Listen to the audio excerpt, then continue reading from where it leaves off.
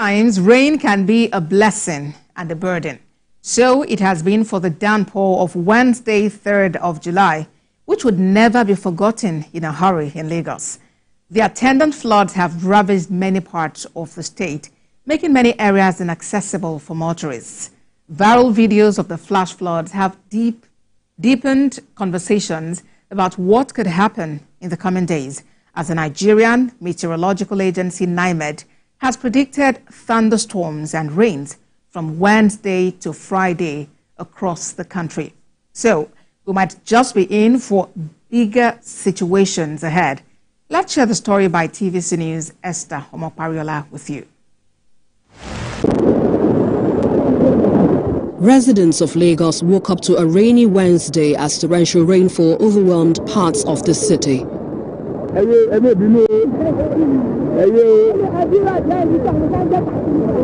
This is Iyanoworo, April life at Iyanoworo. The flood has completely taken one side of the road totally. See, you can see car inside the water under bridge Iyanoworo. Many found it difficult to get to their destinations with floodwaters making roads impossible. The flood situation caused traffic chaos, leaving many stranded. In the meantime, the Lagos state government revealed it is working to clear drainage paths and is appealing to residents to dispose of waste properly. The drainage is full. People built stores, stock on the drainage system. And I can tell you for free, they have blocked the drainage system. But we want to even go beyond that by saying, let us even give them a secondary collector that can drain more water, which invariably means it will be higher. And then the road level too. We believe if we can elevate that section with the drainage system and then the road infrastructure, we'll solve the problem once and for all. As Lagos battles flooding, strict enforcement of town planning regulations and residents' commitments to responsible practices are crucial to mitigating the impact of the rainy season. Esther Omopariola, TVC News. Well, that is the reality. Perhaps I should begin by asking what the situation is in your areas. Olabisi. Well, my area is okay. Okay. We have our own different challenge. That is when you release, when the dam releases water. That is when my area gets flooded. But for Lagos and all the other parts that have been shown today, I want to say that it's not really strange. If it rains and you are driving towards the third mainland at Iyanoworo, where they mentioned, when it is raining, you have lots of flood flashes and flash floods there, and that's usually the situation. Lagos is a coastal area. I will talk about the problems. Yes. But naturally, when it rains, we usually have waters. If you go to a place like Ogba, around that filling station, Mobile filling station, Wahum, and where, you know that it's not easy when it rains. I've been in situations in Lagos during rain that I was driving a Sienna, and you know Sienna is quite high. Yes. The waters, the Sienna was enmeshed in the waters. Just imagine. Yes, more than half. You understand? You know, Lagos water is like, you just be going, you won't know. You will think you are safe. Because some of those buses that were caught, yes, in the flood, you will think you are safe. You will just be going until you just get stuck, and you just realize that you can't move forward and you can't go back. So it's usually very, very bad. And my experience is not yesterday. It's not even 10 years ago. But the question is, why do we keep experiencing this when we know the peculiarities of our situation?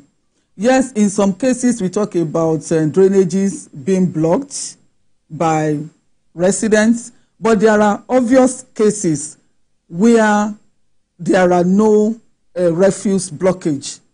just like is it the commissioner that we showed now? Or, yes. Yeah, that he was talking. Yeah, he was talking about raising the road levels above the waters, so that will be a permanent solution. Okay. So there are cases like that is just what we need.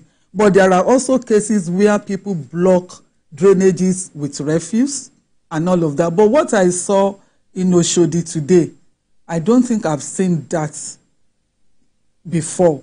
The extent of waters around Oshodi area is so terrible. That one actually took over all parts of the road, and I think that is a big problem. All right, let's begin today. NIMET has predicted thunderstorms and rains from Wednesday to Friday. Today is Wednesday, so we have 2 days to go. I think we already have a taste of it. Before the prediction came out, signs are there for all to see. Where I live on the borderline between Ogun and Lagos State. Anyway, we had no road at all in the last 15 years. There was no road. So you can imagine what happens.